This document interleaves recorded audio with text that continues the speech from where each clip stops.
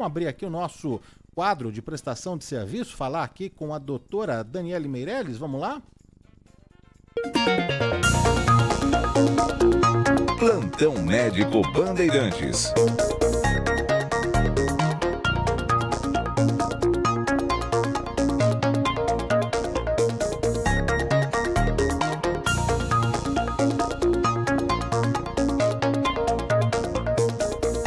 Muito bem, já conectando aqui em áudio e vídeo, Daniele Meirelles, psicóloga, psicanalista. Tudo bem, Daniele? Bom dia, seja muito bem-vinda, prazer enorme. Oi, Danilo, tudo bom? Tudo jóia. Obrigado pela atenção aqui com a Rádio Bandeirantes. Convidamos a Daniele Meirelles para falar sobre um assunto que ainda não tratamos aqui no programa, né? É inédito, foi uma sugestão, como eu disse, de uma ouvinte, né, que me procurou para a gente falar e trazer aqui borderline, ou transtorno de personalidade borderline. Começar do começo, então, né? Para quem nunca ouviu falar em borderline, o que é? É uma síndrome, é um transtorno, é um distúrbio? O que é, Daniele? Bom, é um transtorno de personalidade que traz como principal característica uma instabilidade muito extrema de humor, né? Antes era muito confundido também com o transtorno de personalidade bipolar, né? Mas hoje já se sabe que é muito diferente, né?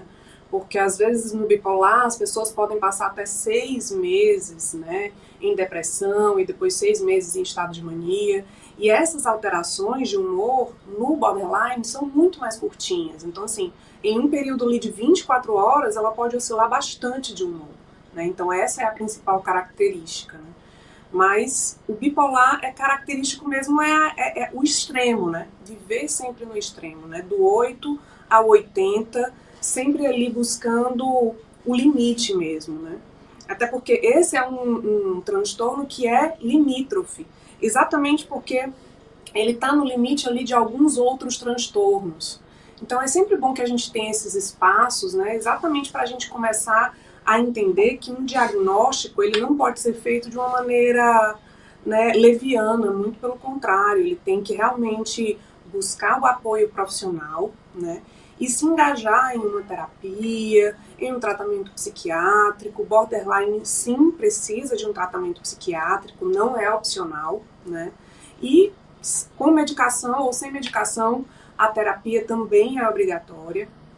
Então são coisas que na verdade levam muito tempo, né, para que a gente consiga de fato fazer esse diagnóstico, né, diagnosticar. Porque não é fácil diagnosticar o transtorno borderline, porque tem a característica de alguns outros transtornos de personalidade, né? Então, assim, é muito profundo, é muito complexo, e algumas características são, assim, as principais, né? Como, por exemplo, uma instabilidade emocional muito grande, né?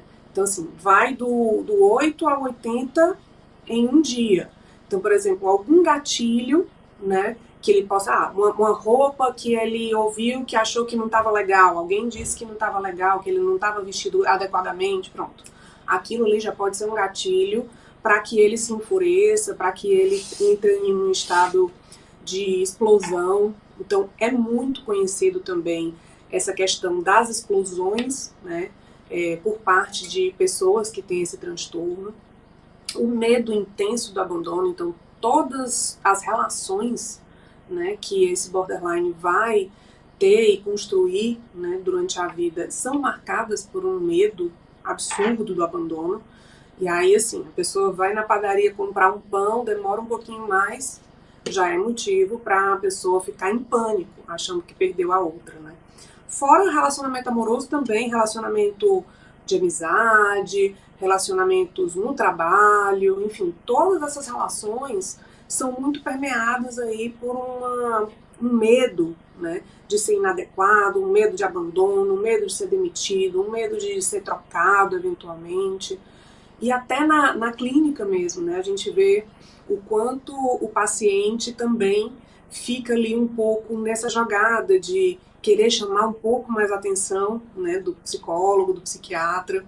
Então faz uma jogada também com o profissional. Então é muito delicado também que a gente consiga manejar, né, esse paciente da melhor forma, para que ele não se sinta menosprezado, para que ele não se sinta abandonado, porque no final das contas existe aí um sentimento de rejeição latente, né? E ele está sempre atualizando e vivenciando isso no presente. Então é como se ele estivesse sempre nessa perspectiva de que será abandonado novamente. Então é complicado, né?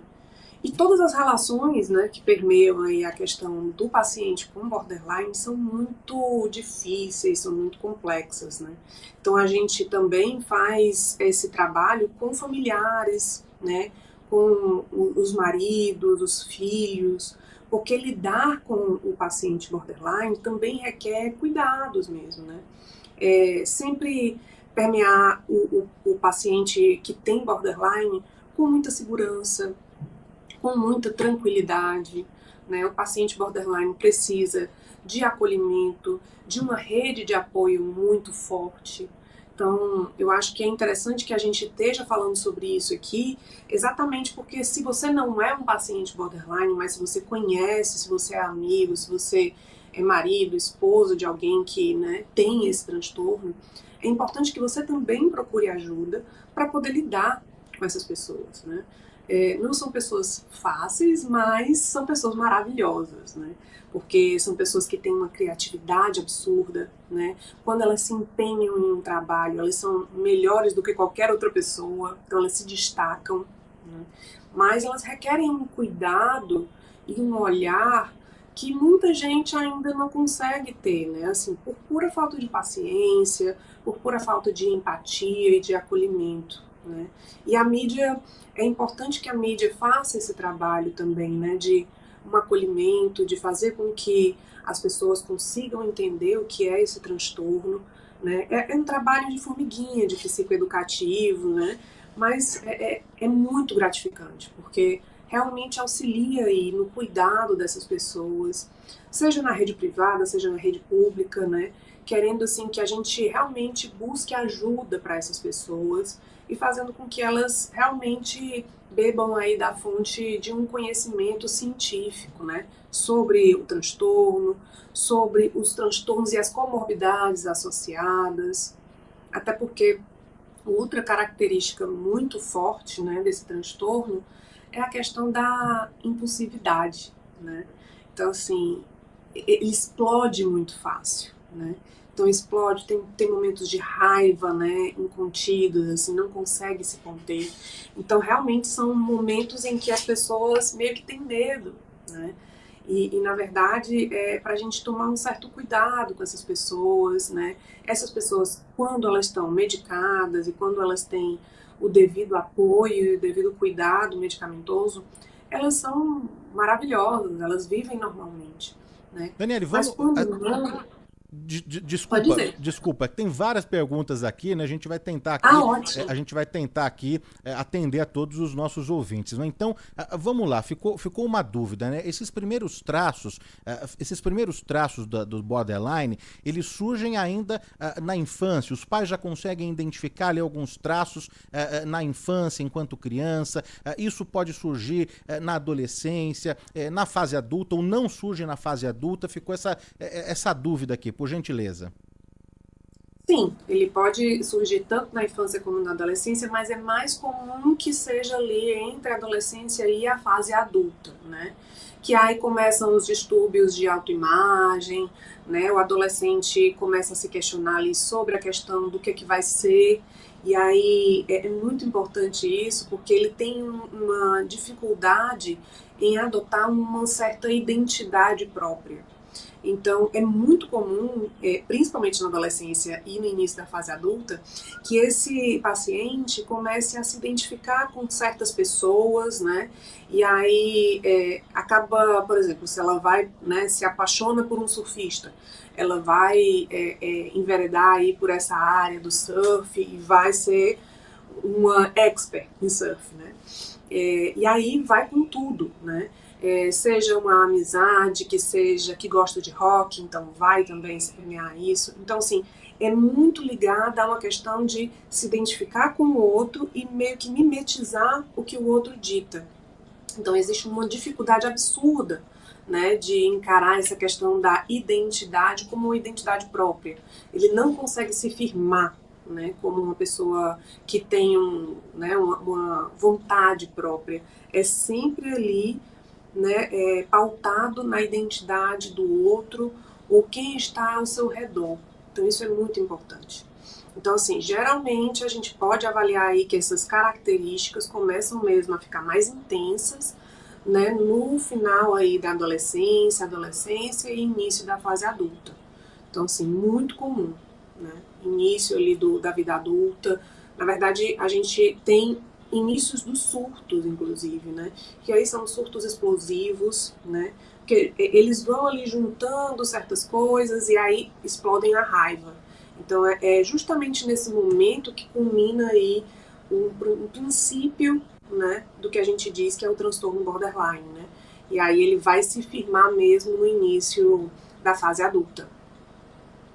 Ah, Cristóvão Pascoal Filho tá aqui na nossa audiência mandando mensagem, obrigado pelo carinho. Francisco Ferreira de Oliveira, Luiz Pazini, Nicole Duarte tá aqui, obrigado aí. Joselmo Isaías, Miguel Aguilera de São Vicente, Cleusa Muniz tá ouvindo a gente em Santos, a João Ferreira de Moraes, a Regina Barros em São Carlos, a Aldélia Vido, vai dar tudo certo, viu, Aldélia? Força aí, Maria de Lourdes, Silvia Ribeiro, e aí as mensagens também pelo nosso WhatsApp, que é o 11 99904 8756, por lá o ouvinte consegue mandar as mensagens de áudio, que a gente vai, na sequência, repassar aqui para a Daniele Meirelles, né? A gente falou um pouco de como o transtorno se manifesta, não é? Em que fase, mas ainda não ficou, não tem, não é, cientificamente ali a causa desse transtorno, não é?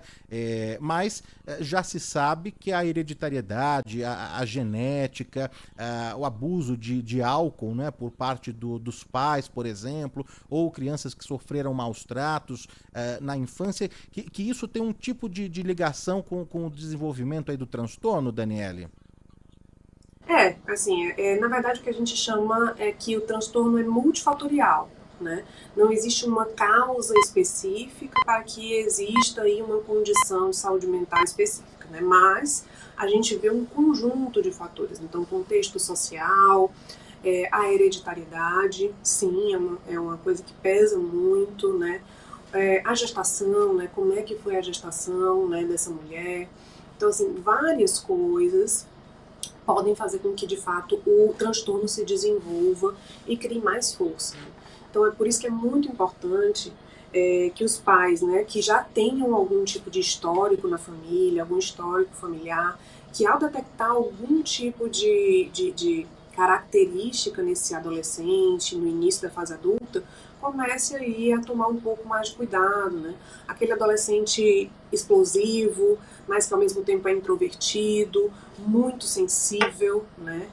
Vai do amor ao ódio, né? E aí eu digo que é muito uma característica do adolescente mesmo, né? Mas aí existe uma questão muito exagerada, né? O adolescente por si só, ele já tem uma condição em que ele vai do amor ao ódio de uma maneira muito peculiar, mas o borderline é muito exagerado. Então, assim, requer um cuidado, requer uma atenção da família, né? Por isso que eu digo que a rede de apoio é uma das coisas mais importantes que a gente pode tentar lançar a mão, né? Além, né, de uma conduta e de um apoio profissional mesmo, né? Porque a família é a primeira a identificar ali que isso não tá legal, que isso não tá normal. Às vezes o adolescente, de uma hora para outra, começa a usar mangas compridas e a gente vai ver, tá começando a fazer rituais de automutilação, é muito comum no borderline, ou fazer um uso problemático de substâncias, seja de álcool ou qualquer outro tipo de droga. Então, assim, as compulsões são muito comuns, né, no borderline, né? E aí, várias outras compulsões, seja compulsões de se colocar em situações de risco, né, com pessoas que não conhece, algumas atividades sexuais de risco também, né, comportamentos compulsivos na área alimentar, né, alguns transtornos alimentares também surgem aí na questão do transtorno, né. Então, várias coisas que a gente pode identificar já na adolescência e que a gente pode sinalizar aí que, opa, é um sinal de alerta para que esse adolescente procure ajuda, para que os pais procurem ajuda por esse adolescente, né? Para que a gente consiga ali fomentar uma cultura de saúde mental já no início, para que esse adolescente comece a se cuidar desde novinho, né? E para que na fase adulta, né, que é uma fase, né, que talvez seja mais difícil da gente lidar com esse paciente, ele já saiba mais ou menos como manejar algumas estratégias de autocuidado, né? Entender que ele precisa pedir ajuda, entender que tem coisas que não são normais, né? Aquele sentimento absurdo de abandono não é normal, né? E isso geralmente surge com alguns gatilhos, né? Um término de um relacionamento, alguém que necessariamente desdenhou dele ou ignorou de alguma forma. Então acaba sendo coisas que a gente vai tendo ali que começar a perceber que exige um controle maior, né, a essas pessoas e a esses pacientes.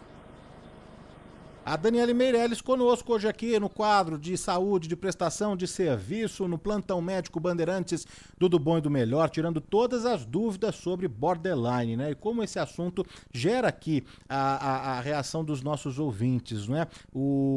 Quem que mandou mensagem, que tem uma conhecida? A Lúcia Maria, da Vila Mariana, não é? Danilo, bom dia. Tem um amigo queridíssimo que é borderline, que sofre muito, mesmo com acompanhamento profissional psiquiátrico, terapia, especializada, ele sofre muito, e claro que os amigos sofrem juntos, né? Mas o que é importante é estarmos, né, junto dele, com esse amigo sempre, pois ele sabe que pode contar e sempre vai contar com seus verdadeiros amigos, né? É a mensagem aqui da Lúcia Maria, da Vila Mariana, muito legal. O Eduardo, da cidade de São Pedro, tá aqui junto com a esposa Mara, no sabadão, curtindo.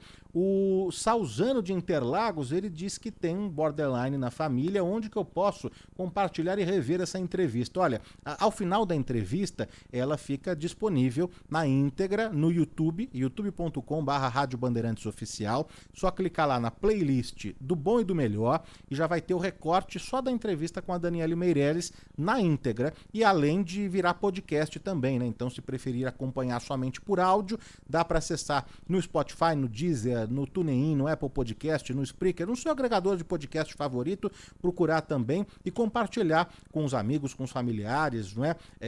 Para saber de como amenizar esses sintomas, de como tratar, não é? A Denise Corrochano já mandou mensagem aqui. Danilo, tem cura?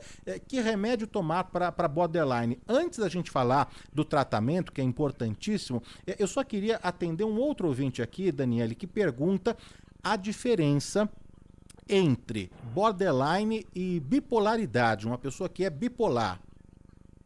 Ótimo.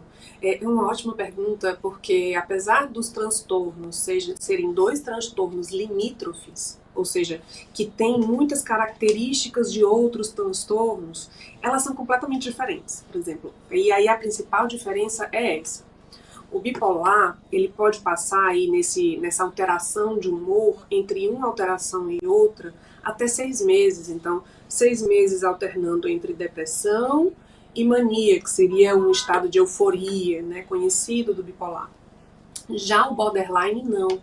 Essas alterações de humor no estado borderline é muito mais curtinho de tempo. Inclusive, pode ser uma alteração de humor em 24 horas. Então, assim, ele pode acordar muito bem e no final do dia estar exausto, cansado e já entrar num processo aí de um estado depressivo.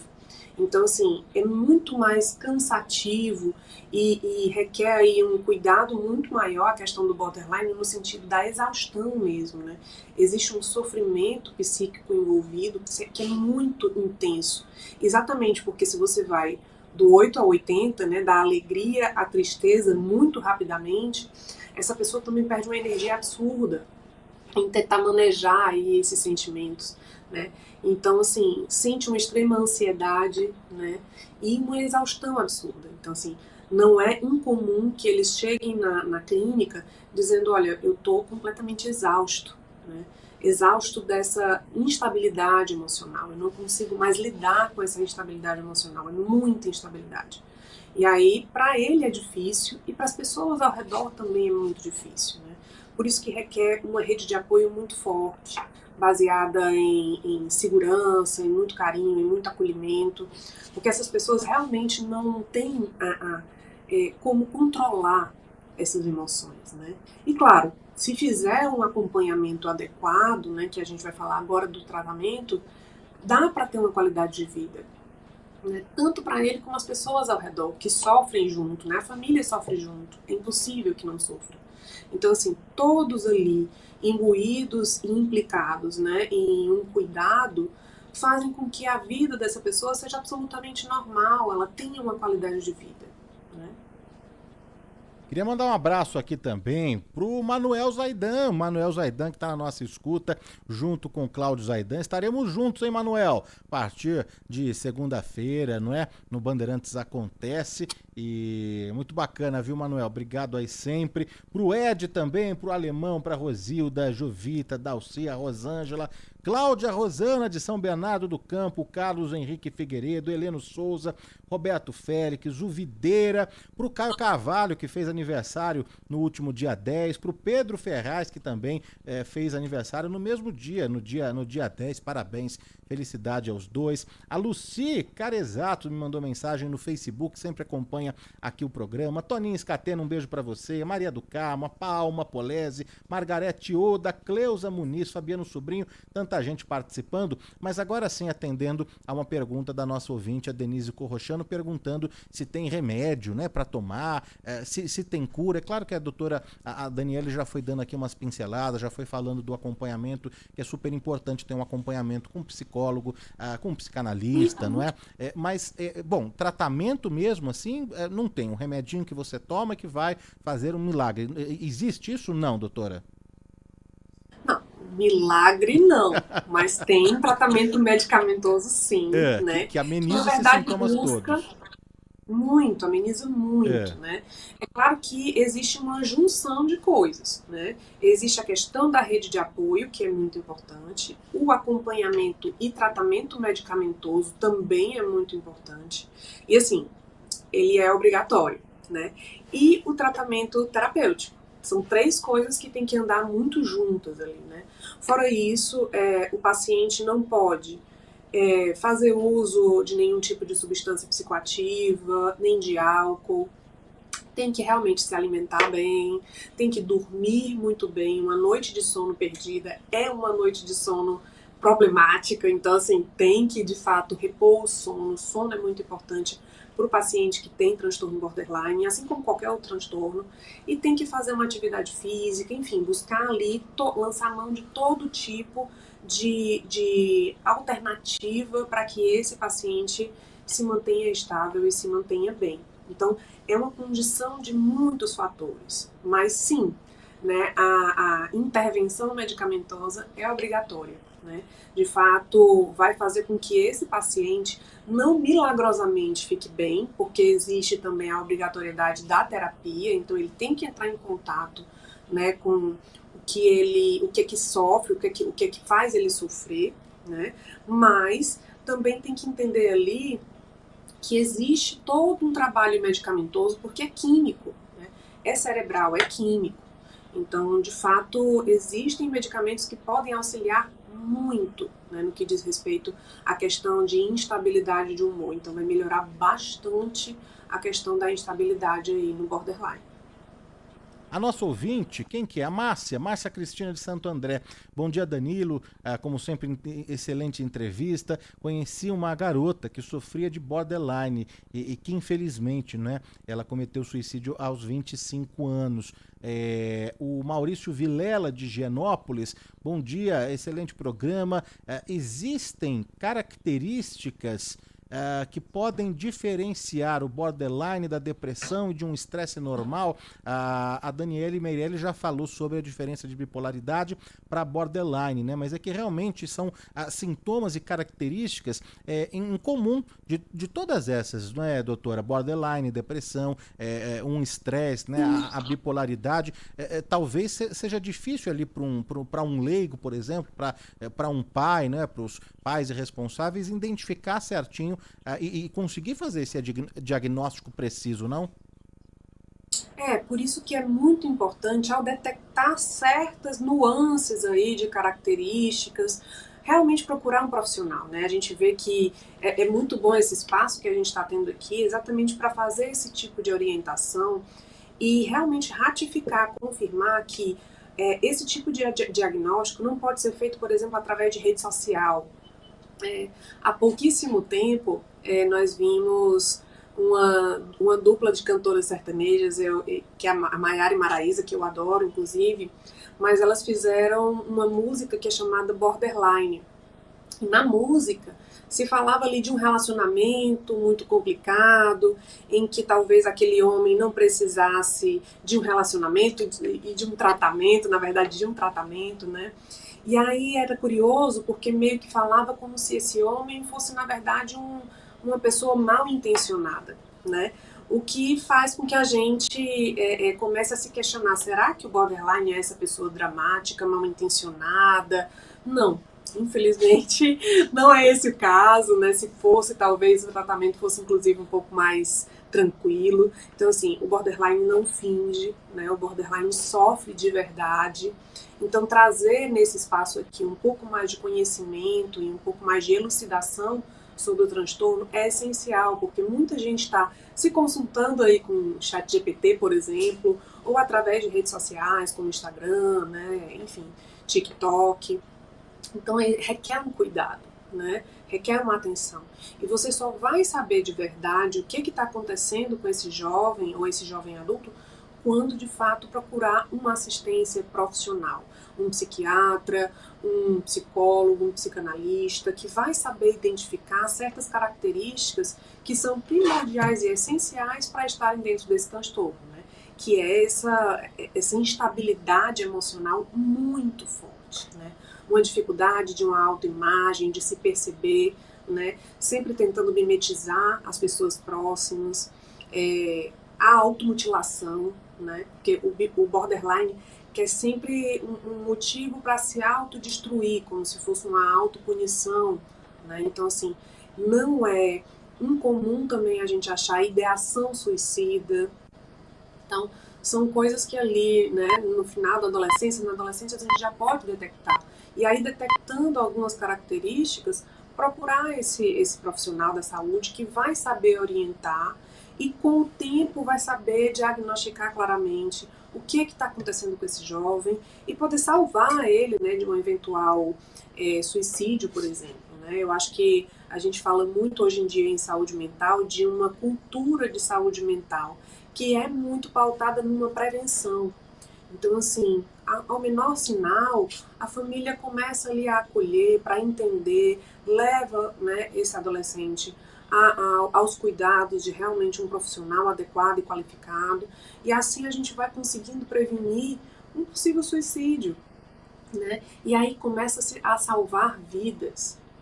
Então, essa questão das mídias é muito importante. Estar nesse espaço hoje aqui falando sobre isso é muito importante, porque de fato alerta que as pessoas não podem se autodiagnosticar, né? O ChatGPT não funciona para isso, pode funcionar para várias outras coisas, ele é muito bem-vindo, mas não necessariamente para isso, né? Existem profissionais qualificados que vão saber entender a subjetividade desse adolescente, desse jovem adulto, para poder de fato diagnosticar e remediar, né, medicar isso com mais clareza, com mais cuidado, porque até dentro do transtorno borderline, cada pessoa é uma pessoa única e requer cuidados únicos. Então, assim, uma pessoa que tem transtorno borderline, ela pode ser diferente de outra que tem, né? Porque são 9 características, são 5 características dentre as 9 que você tem. Então, assim, um paciente pode ter as características 1, 2, 3, 4, 5. A outra pode ter a 2, 3, 4, 5, 6. Então, assim, são muitas possibilidades de características e de pontos que a gente tem que entender ali com minuciosidade. Então, assim, isso requer um cuidado que as redes sociais não conseguem abordar, que a mídia não consegue abordar. Então, é muito importante procurar esse apoio médico. A Cida Luzumira tá dando tchauzinho aqui no nosso chat do YouTube, a Kátia Martins, né? Uma geração que ouve todo mundo, mas os médicos mesmo não ouvem, né? Essa coisa, isso dá um programa à parte, né? Essas consultas aí com a inteligência artificial, né? Que é um perigo, não é? Olha que mensagem bacana aqui, Daniele. O Anderson de São Bernardo do Campo. Meu nome é Anderson, eu tenho borderline. Sofro muito com instabilidade emocional, tenho problema com alcoolismo que veio por conta do borderline, né? Os médicos, eles meio que ignoraram o borderline por conta do alcoolismo. Eu estou sóbrio e em tratamento há um bom tempo, né? Aqui a participação, aqui a mensagem corajosa aqui do nosso ouvinte, a quem a gente agradece a audiência e a manifestação, né? O Timóteo de Ferraz de Vasconcelos tá acompanhando. O Newton Aires é santista de São Vicente, também tá aqui. O Elmo Pereira da Silva. Quem mais? O André Costa. Olá, bom dia, eu sou bipolar. Aqui ele fala de bipolar, não é? Mesmo não bebendo, fumando, não uso drogas, nem nada, eu tenho crises de depressão, não é? E então você vê como os sintomas eles acabam se misturando, né? Mas a gente tem, claro, cada doença, cada síndrome, transtorno tem também a sua característica própria, não é? Você sabe, Daniele, que eu dividia bancada aqui na Rádio Bandeirantes com uma apresentadora e que ela me contava umas histórias de que tinha uma fã, uma seguidora, que criava páginas na internet para homenagear essa apresentadora, né? Que era um tipo de um clube, né? Um fã-clube. E aí criava uma página e tinha muita dedicação, né? Fazia montagens, vídeos, mensagens de carinho, era aniversário, era de Natal, era o dia da televisão, enfim, sempre prestava homenagens ali.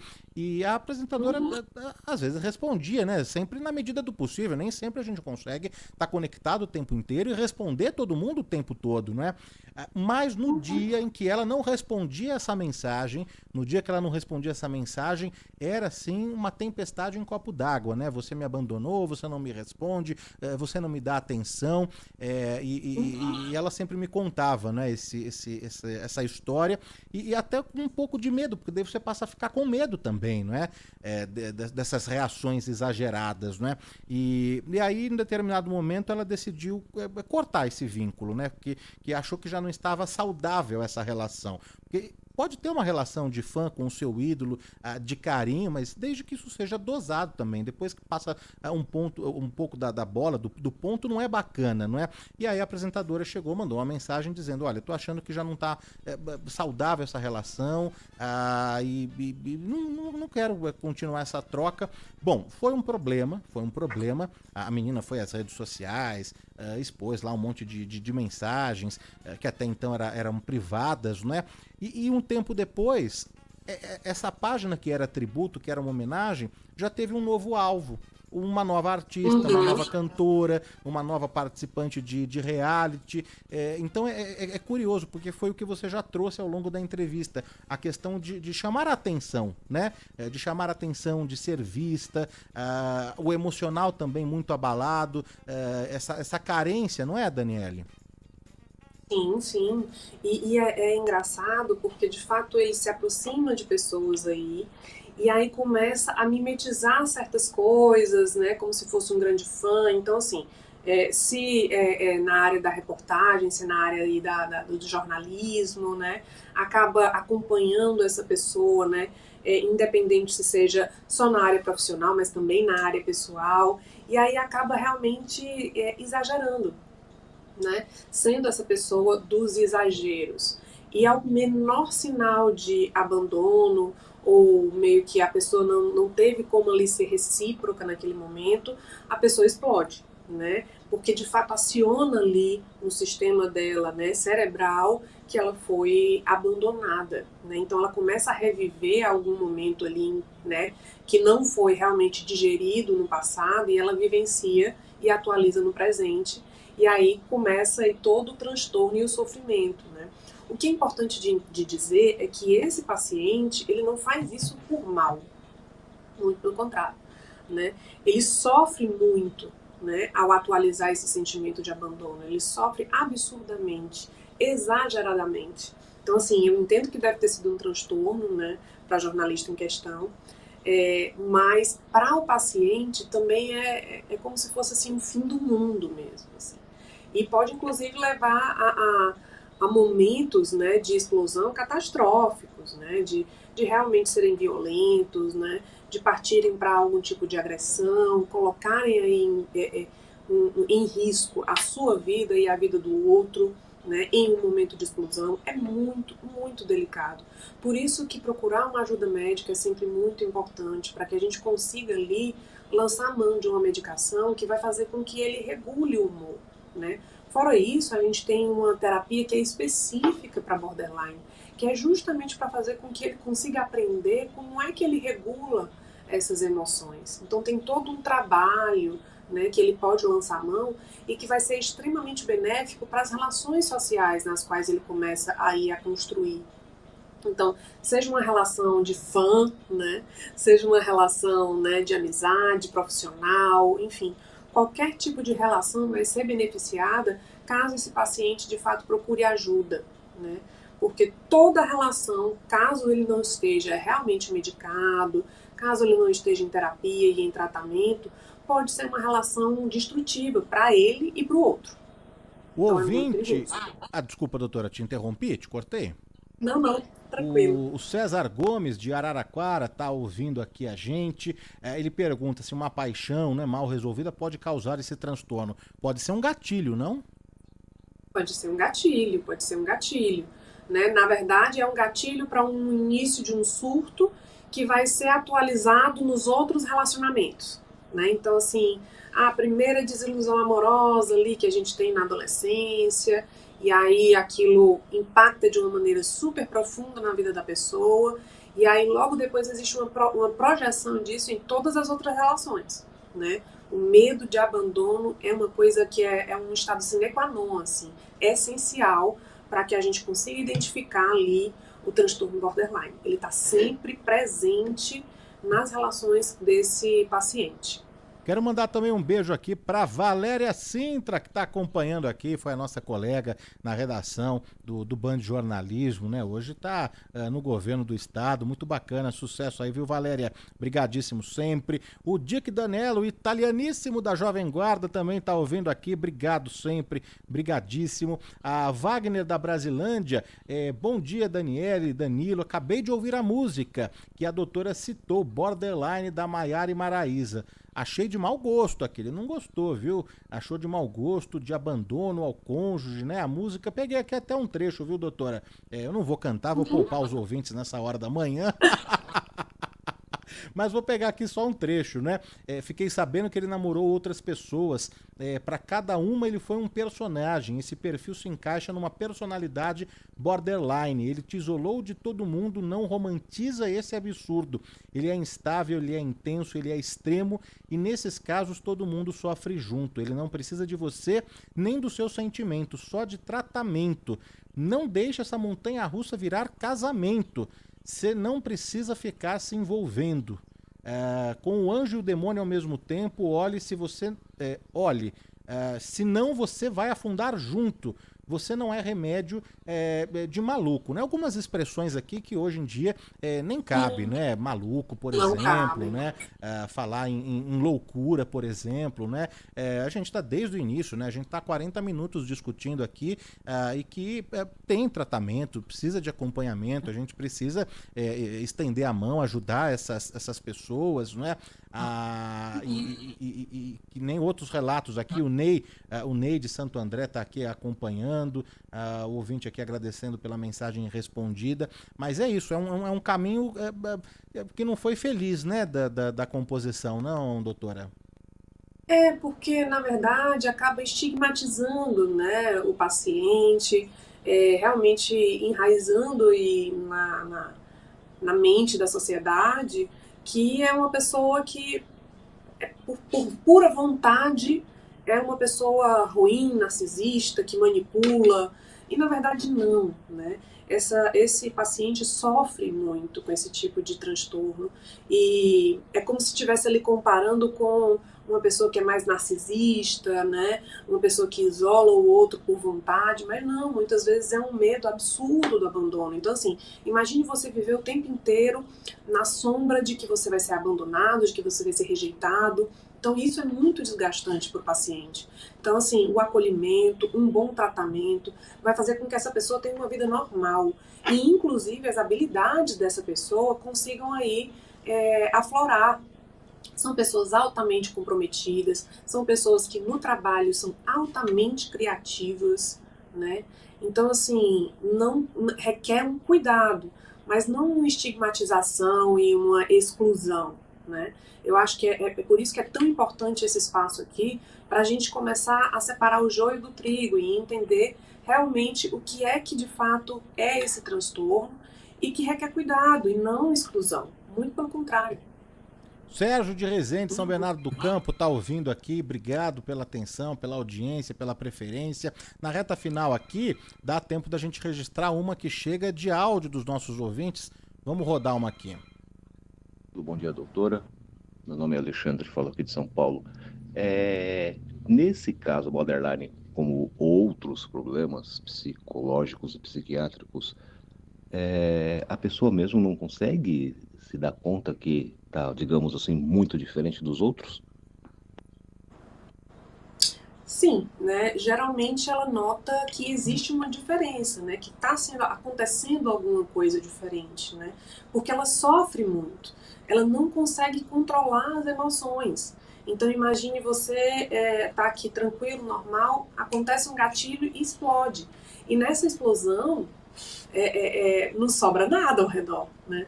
Então é óbvio que logo depois existe um sentimento de culpa absurda por não ter conseguido controlar essas emoções. Então ele nota algo de diferente. Então, só que é difícil às vezes até pedir ajuda, exatamente pelo estigma, né? Muitas pessoas ainda chegam ao meu consultório perguntando se elas não enlouqueceram. Então, assim, para você ver como a mídia tem um poder, né, sobre isso, que é muito delicado. A gente tem que utilizar esse poder de uma forma adequada para que essas pessoas, ao invés de se esconder e abafar o que estão sentindo e esse sofrimento, consigam aí procurar um tratamento adequado, né, procurar pessoas que de fato vão acolher e vão instruir ali, não só ele, mas a família a lidar com esse tipo de transtorno, para que de fato ele consiga, enfim, se adequar à sociedade de uma maneira tranquila, né, e ter qualidade de vida. Eu acho que a maior mensagem que a gente pode levar aqui para os ouvintes é exatamente isso. Se você nota aí uma instabilidade emocional, se você sofre com coisas pequenas no dia a dia e sofre muito com aquilo e fica remoendo e fica depressivo, ou então tem ataques de fúria desproporcionais, né, no cotidiano, procure ajuda, né? Tente aí lançar a mão aí de um psicólogo, de um psiquiatra, para que ele consiga fazer um diagnóstico adequado e a partir daí você consiga manter uma qualidade de vida. Acho que é super importante isso. Os ouvintes estão pedindo aqui os canais, os contatos da Daniele Meirelles. A gente vai passar aqui, o ouvinte pode acompanhar no Instagram, é Daniele com 2 L's, Daniele Meirelles Psi, de psicanalista ou de psicóloga, _. Então, @ Daniele Meirelles Psi, ou então também acompanhar em movimentar.psi, pode ser também, doutora? Pode, né? Pode ser também. @ movimentar.psi no Instagram. Queria agradecer demais a participação da Daniele Meirelles, psicanalista, psicóloga, hoje falando de um assunto que nesses 3 anos já a gente não tinha abordado ainda. Foi uma sugestão de uma ouvinte, agradeço muito demais mesmo, que é borderline, e o ouvinte pode então conferir a entrevista na íntegra no YouTube, nos agregadores todos de podcast. Daniele, brigadíssimo pela atenção com a Rádio Bandeirantes, bom final de semana. Obrigada, Danilo, bom final de semana para você.